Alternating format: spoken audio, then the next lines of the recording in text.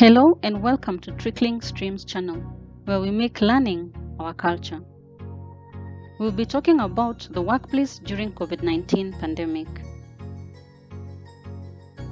We will begin by looking at the Kubler-Ross change curve.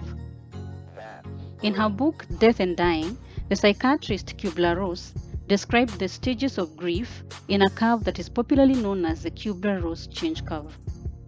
The curve is derived from her work and describes the internal emotional journey that individuals typically experience when dealing with change or transition. This model still holds true when it comes to business or work. It's even so clearer during this time that we are dealing with COVID-19 pandemic. So why is it important to discuss this change curve with your team?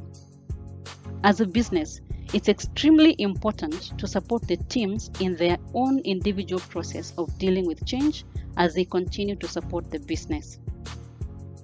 It's also key to know what level you are at as a business at any given time during the change process. Some phases last longer than others, but with resilience, there is always the opportunity to move forward. The first stage in the change curve is the shock phase.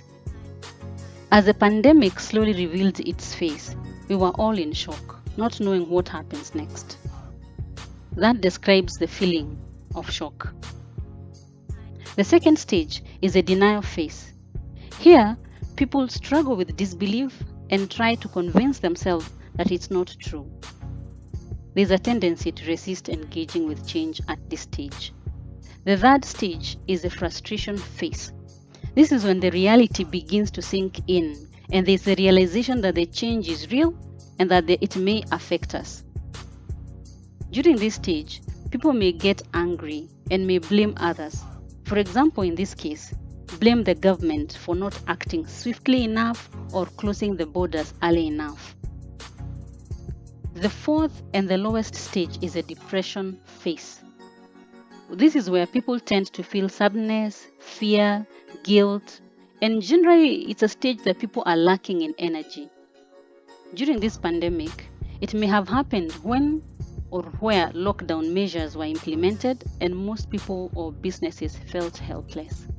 In the next two stages, the experiment and the decision stages, the acceptance journey generally begins. You can see the morale and the competence begins to go up, and people begin to embrace change in the way they work or deal with things. Finally, we have the integration phase, where change is integrated and generally there is acceptance. The teams within the business accept that there is a new way of doing things and appreciate the importance of adopting new methods and procedures in the circumstances.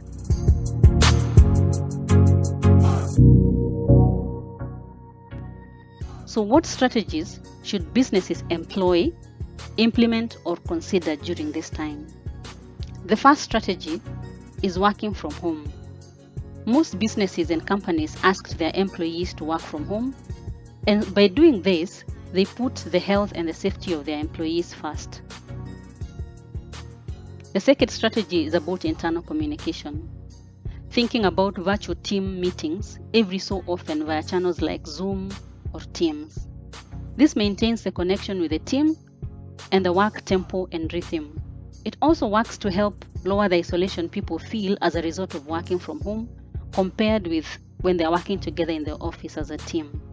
The third strategy is about enabling tools, equipping the staff with computers, data bundles, internet connectivity, phone airtime, and any other thing that they might require.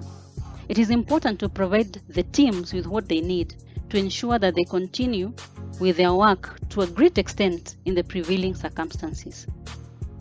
Number 4 is the courage to innovate, encouraging the teams to be creative and innovative in their work.